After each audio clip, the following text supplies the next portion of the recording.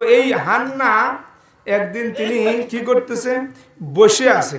Hannah গাছতলা বসে আছে। হঠাৎ করে তিনি গাছতলা থেকেই গাছের দিকে তাকায় দেখতেছে একটা পাখির বাসা দেখা যায়। কি দেখা যায়? পাখির বাসা। তো পাশে পাখির বাসার দিকে সাধারণত আমরা কিন্তু তাকায় থাকি।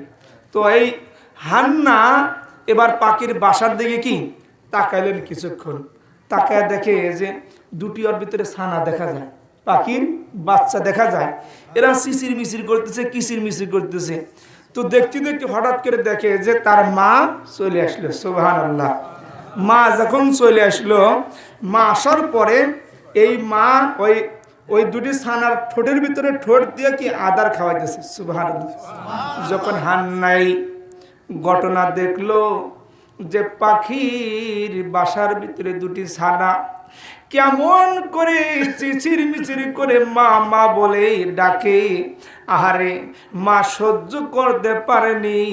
অমনি করে পাখির বাসায় মা চলে আসলো। আসার পরে ঠোঁট দিয়ে খানা খাওয়াই। খানা খাওয়ানোর পরে ওই দুটি ছানা নিশ্চুপ হয়ে গেল, শান্তিতে তারা বাসার ভিতরে ঘুমায় গেল। কোন সুবহানাল্লাহ। হান্নার চোখের পানি এবার টলমল করে পড়া শুরু করে দিয়েছে। হান্না এই পাখির আদর দেখে সহ্য করতে পারে না। হান্নার বুকের ভিতরে কেমন যেন চিনচিন শুরু করে দিল। আহারে বৃদ্ধ হয়ে গেছি, তার প্রান্তে চলে এসেছি। জীবনে কোনোদিন সন্তানের শখ জাগেনি, আজকে বৃদ্ধ বয়সে এই পাখির ছানা দেখে আমার সন্তানের শখ জেগেছে। আর জোরে বলি সুবহানাল্লাহ। কথা বলতে কার্পণ্য করা যাবে না, সরাসরি কোরআনের তাফসীর করতেছি। এমনি এমনি হাসি রহস্যের কোনো কথা নয়, কোরআনের কথাগুলো বলতেছি। আপনি কথা বলতে হবে। এবার হান্না বৃদ্ধ বয়সে পাখির বাসা দেখে, ওই ছানা দেখে অন্তরের ভিতরে কম্পন সৃষ্টি হয়ে গেল। ডাক দিয়ে বলে, আহারে জীবনের শেষ প্রান্তে আসলাম, কোনো দিন সন্তানের শখ জাগেনি, আজকে আর সহ্য হয় না। আমার যদি একটা সন্তান থাকতো আমি আদর করতে পারতাম। হান্না এবার চোখের পানি ছেড়ে দিয়ে বাইতুল মুকাদ্দাসে দৌড় দিয়ে চলে গেল। বাইতুল মুকাদ্দাসের ভিতরে প্রবেশ করলো। প্রবেশ করার পরে হান্না এবার মালিকের দরবারে হাত তুলে দোয়া করে, মালিক জীবনের শেষ প্রান্ত এসে গেল। মালিক জীবনে কোনোদিন সন্তানের শখ জাগেনি। মালিক আপনি যে অবস্থায় রেখেছেন আমি ওই অবস্থায় খুশি ছিলাম। মালিক আজকে আমি আর সহ্য করতে পারছি না। মালিক গো, আজকে পাখির দুটি ছানা থেকে আর সহ্য হয় না। অবলা যারা কোনো কিছুই বোঝে না কেমন করে সন্তানকে আদর করলো। মালিক মালিক আমার আর সহ্য হয় না, আমাকে একটা সন্তান দেন। কামাই খাওয়ার আশা নাই, আদর করার আশা নাই, শুধু আমি মা হব। সন্তান হওয়ার সঙ্গে সঙ্গে ওয়াদা দিলাম আপনার ঘরের ভিতরে বাইতুল মুকাদ্দাসের খাদেম আমি বানায়া দেব। কোন সুবহানাল্লাহ। মালিক গো, আমার সহ্য হয় না। ও মালিক আপনি একটা সন্তান দান, আপনার কাছে আমি ভিক্ষা চাই। আমরা তো চাই জ্যোতিষীর কাছে একটা চুল এরকম জটা ধরে আছে, গেটো দিয়ে আছে, তার কাছে দেখো আব্বা কান সন্তান দাও। নাউজুবিল্লাহ। কোন সন্তান দেওয়ার মালিক কে? আল্লাহ। ধরে বলেন কে? আমার মালিক হলো সন্তান দেওয়ার মালিক। ওই মালিকের কাছে যখন হাত পেতে হান্না দোয়া করে, মালিক অমনি করে কবুল করলো। কবুল করার পরে হান্না যখন সন্তান মার পেটের ভিতরে চলে আসলো, আহারে কোরআন সাক্ষী দেয় আমরা কোথা থেকে আসলাম। আমার আল্লাহ তাআলা কোরআন দিয়ে জানা দিয়েছে, ওয়াল্লাহু আখরাজাকুম মিন বুতুনি উম্মাহাতিকুম। আমার আল্লাহ রব্বুল আলামিন সুন্দর করে কোরআন দিয়া জানা দিলেন, আল্লাহু ওই মালিক ওই প্রভু, আখরাজাকুম তোমাদেরকে বের করেছেন, মিন বুতুনি পেট থেকে। কোন সুবহানাল্লাহ। বাবার পেট থেকে না কার্পেট। আমার আল্লাহ কোরআন যে আপনার কথা বিশ্বাস করব না, কোরআন কি বলে? আমার আল্লাহ কোরআনের ভিতরে বলতেছে মিম বুতুনি উম্মাহাতিকুম, তোমাদের মার পেট থেকে তোমাদেরকে বের করা হয়। কোন সুবহানাল্লাহ। এই জন্য মার দাম আছে কি নাই বলেন? মার দাম আছে। আল্লাহর হাবিবের কাছে একজন সাহাবী ডাক দেয় বলে, হুজুর আমার মা আছে, বাবা আছে, আত্মীয় স্বজন সবাই আছে, তবে আর ভিতরে বেশি কাকে ভালোবাসবো, বেশি সম্মানের অধিকার রেখে? আল্লাহর হাবিব ডাক দেয় বলে, সাহাবী রে, সবচেয়ে বেশি সম্মান হলো তোমার মাকে, তোমার মাকে সম্মান করবে। কোন সুবহানাল্লাহ। সাহাবী চোখের পানি ছেড়ে দিয়ে বলে, হুজুর গো, এরপরে কাকে সম্মান করব? আল্লাহর হাবিব বলে, সাহাবী তোমার মাকে। আবার সাহাবী ডাক দেয় বলে, হুজুর তারপরে কাকে? আল্লাহর হাবিব তৃতীয়বারে বলে, তোমার মাকে। কোন সুবহানাল্লাহ। চতুর্থবারে যখন বলে, হুজুর তারপরে কাকে? হুজুর ডাক দেয় বলে, সাহাবী তারপরে তোমার বাবাকে। আত্মীয় স্বজন ধীরে ধীরে ধীরে কমন নাই, ধারাবাহিকভাবে যতগুলো আত্মীয় আছে তাদেরকে, কিন্তু মার কথা আল্লাহর হাবিব তিনবার বলেছে। কোন সুবহানাল্লাহ। আল্লাহু আখরাজাকুম মিন বুতুনি উম্মাহাতিকুম শাইআ। আমার আল্লাহ তাআলা সুন্দর করে কোরআন দেয়া জানা দিলেন, ও বান্দারা, আখরাজাকুম তোমাদেরকে বের করেছি, মিন বুতুনি উম্মাহাতিকুম তোমাদের মার পেট থেকে। কোন সুবহানাল্লাহ। লা তা'লামুনা শাইআ, বান্দারা তোমরা যেটা জানতেই না। কোন সুবহানাল্লাহ। তাহলে এবার খেয়াল করেন, ওই হান্নার যখন হান্না গর্ভবতী হয়ে গেল, হান্নার পেটে সন্তান চলে আসলো। হান্না মানত করেছে, আমার মামি মানত করেছে, আমার উজ্জ্বল বেটার পা যদি ভালো হয় একটা মাহফিল দেব। কোন ঠিক কিনা? হান্না এবার মানত করেছে, আমার যদি একটা সন্তান হয়, আমি এই ঘরের ভিতরে আল্লাহর কাছে দোয়া করলাম, বাইতুল মুকাদ্দাসের খাদেম হিসাবে দিয়ে দেব। কোন সুবহানাল্লাহ। হান্না যখন প্রসব বেদনা উঠল, হান্না এবার প্রসব করলো।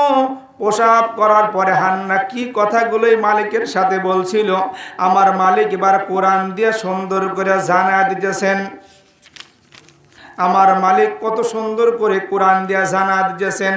ফালাম্মা ওয়াদাতহা ক্বালাত রব্বি ইন্নী ওয়াদাতুহা উনসা। আল্লাহু আকবার। আল্লাহ রাব্বুল আলামিনের কাছে কত সুন্দর করে বলল, ফালাম্মা ওয়াদাতহা, যখন ওই ওয়াদাতহা সে প্রসব করলো। কে? হান্না। কে? হান্না প্রসব করলো। প্রসব করার পরে বলতেছেন কলাত। এখানে সে কলাত, কলা শব্দ বহুবচন। কলা হলো পুরুষের জন্য, আর কলাত মেয়েদের জন্য। কলাত কলাত হান্না বলল, রব্বি আমার মালিক, ইন্নী ওয়াদাতুহা উনসা, ও মালিক আমি তো কন্যা সন্তান প্রসব করেছি। কোন সুবহানাল্লাহ। আরো জোরে বলি সুবহানাল্লাহ। কন্যা সন্তান প্রসব করেছি, আমি তো ওয়াদা করেছি আপনার ঘরে বাইতুল মুকাদ্দাসের খাদেম বানাবো। আমার তো কন্যা সন্তান কেমনি করে খাদেম হিসাবে দেব? এ তো কন্যা সন্তান দেখতেছি। আমার মালিক বলেন তো জানে কিনা? আমার মালিক সব জানে। ওয়াল্লাহু আ'লামু বিমা ওয়াদাত, আমার মালিক সমস্ত কিছুর জ্ঞান রাখে। কোন সুবহানাল্লাহ। ওয়ালাইসা যাকারু কাল উনসা, পুরুষ সন্তান আর কন্যা সন্তান এক নয়। এখানে এত সুন্দর করে ওই কন্যা সন্তানের দাম বাড়ায়া দিয়েছেন, যত পুরুষ সন্তান হকের চাইতে তোমার কন্যা সন্তানের দাম বেশি। কোন সুবহানাল্লাহ।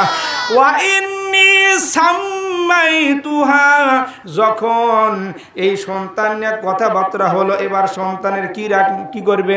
নাম রাখবে। কি রাখবে? সন্তানের কি রাখবে? নাম রাখবে। বলতেছে ওয়া ইন্নী সাম্মাইতুহা, তার নাম রাখা হলো কি? ওয়া ইন্নী সাম্মাইতুহা মারইয়াম, তার নাম রাখা হলো মারইয়াম। কোন সুবহানাল্লাহ। আরো জোরে বলি সুবহানাল্লাহ। হান্না এবার ওই সন্তানের নাম রাখলো, কন্যা সন্তানের নাম রাখলো মারইয়াম। আমরা শুনছি না? নাম শুনছি? বলেন তো বাপও নাই মাও নাই, জন্ম নিয়েছে, তার নাম কি? হযরত আদম আলাইহিস সালাম। কে? হযরত আদম আলাইহিস সালাম। আর মা আছে বাবা নাই, কে? হযরত ঈসা আলাইহিস সালাম। সুবহানাল্লাহ কোন না কে? সেই যে নবীর মার নাম হলো মারিয়াম, সেই মারিয়ামের মার নাম হলো হান্না। এই হান্না নাম রাখলো কি? মারিয়াম। এবার বলতেছে, ও মালিক, আমার সন্তানের নাম রাখলাম মারিয়াম। তবে এরপরে আল্লাহর কাছে সন্তানের জন্য দোয়া করতেছে, ওয়া ইন্নী উঈযুহা বিকা ওয়া যুররিয়াতাহা মালিক,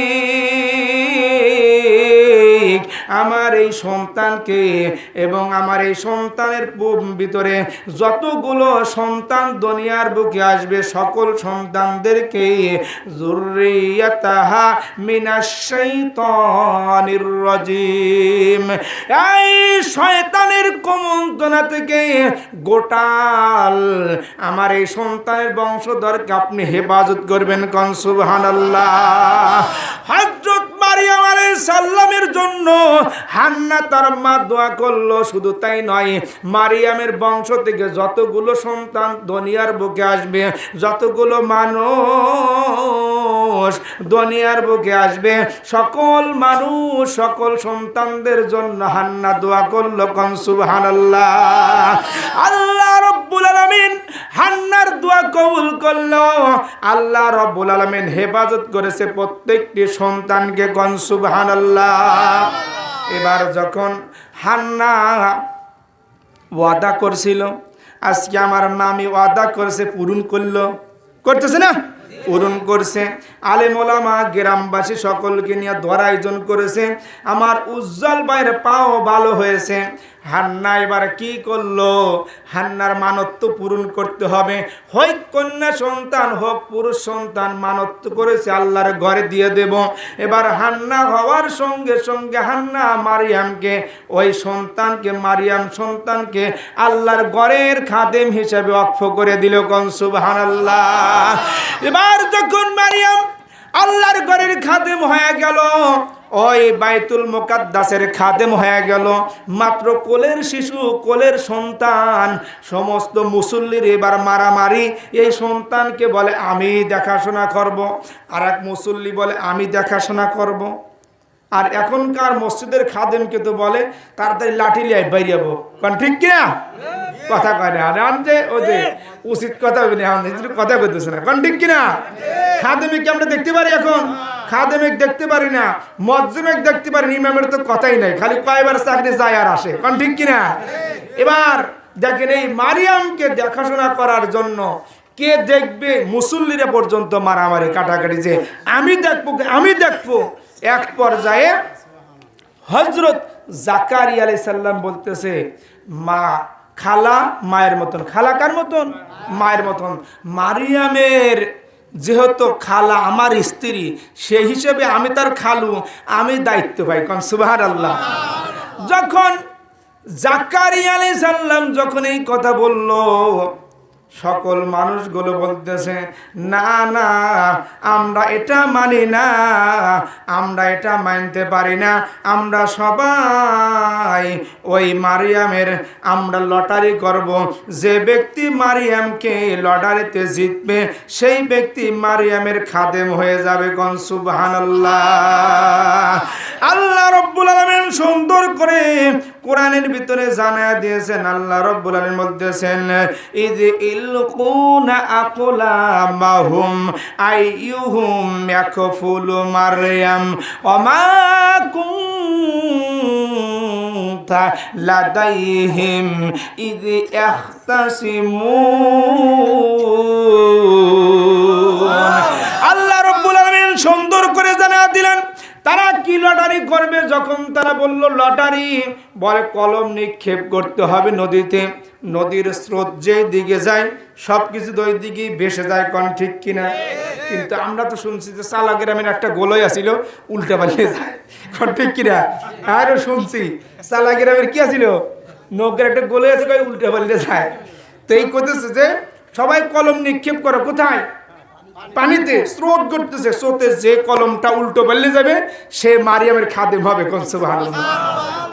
ইযিল কুনা কলামুন থেকে ইলকুনা আকলামাহুম তাদের কলম যেন যখন কি করলো নিক্ষেপ করলো নদীতে, আরে সমস্ত কলমগুলো ভেসে যায়, দেখা যায় একটা কলম উল্টা দিকে শুরু করে দিয়েছে। সুবহানাল্লাহ। একটা কলম উল্টা দিকে রওনা করেছে, কলম বিশ্লেষণ করে দেখা গেল এই কলমটার কারণ নয় রে, এই কলমটা হলো হযরত জাকারিয়া আলাইহিস সালামের। সুবহানাল্লাহ। হযরত জাকারিয়া আলাইহিস সালাম এবার মারিয়ামের খাদেম হয়ে গেল। মারিয়ামকে দেখাশোনা করার জন্য এবার ওই জাকারিয়া আলাইহিস সালাম হকদার হয়ে গেল। জাকারিয়া আলাইহিস সালাম কি করলো, একটা মেহরাব বানাইলো, আল্লাহর ঘরের পাশে একটা মেহরাব বানাইলো, আমরা যেরকম হুজুরকে রাখার জন্য বানাই।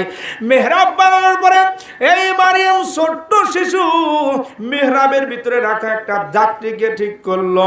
যাত্রী এসে মারিয়ামকে দুধ পান করাইয়া চলে যায়। যখন রাত্রি গভীর হয়ে যায়, এই মারিয়ামকে তার খালা বাড়িতে নিয়ে যায়। সুবহানাল্লাহ। তার খালার নাম কি বলেন তো? উষা বা আশা? মনে নাই, আমি তো জানি, মনে থাকবে না। উষা বা আশা। এই আশা মারিয়ামের খালা। আশা এসে মারিয়ামকে নিয়ে যায়, রাত্রে আবার সকালে রেখে যায়। সুবহানাল্লাহ। মারিয়াম যখন হাঁটিয়ে হাঁটিয়ে পা পা করে ধীরে ধীরে যখন বড় হতে লাগলো, যখন কিছু দূর বড় হয়ে গেল, আল্লাহ রব্বুল আলামিনের হুকুমে এই মারিয়াম আল্লাহর ইবাদত বন্দি করা শুরু করে দিল। সুবহানাল্লাহ।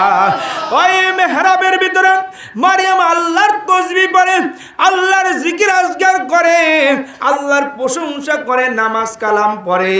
এইভাবে মারিয়াম ধীরে ধীরে আল্লাহ বিরু হইতে থাকে, ধীরে ধীরে আল্লাহ বিরু হইতে থাকে। এবার ওই জাকারিয়া আলাইহিস সালাম কি করলো, মারিয়ামের দেখাশোনা করার জন্য মাঝে মাঝে কামরার ভিতরে যায়। তার খালু জাকারিয়া যখন ওই মারিয়াম কিছু দূর বড় হয়ে গেল এবং ইবাদত বন্দি করা শুরু করে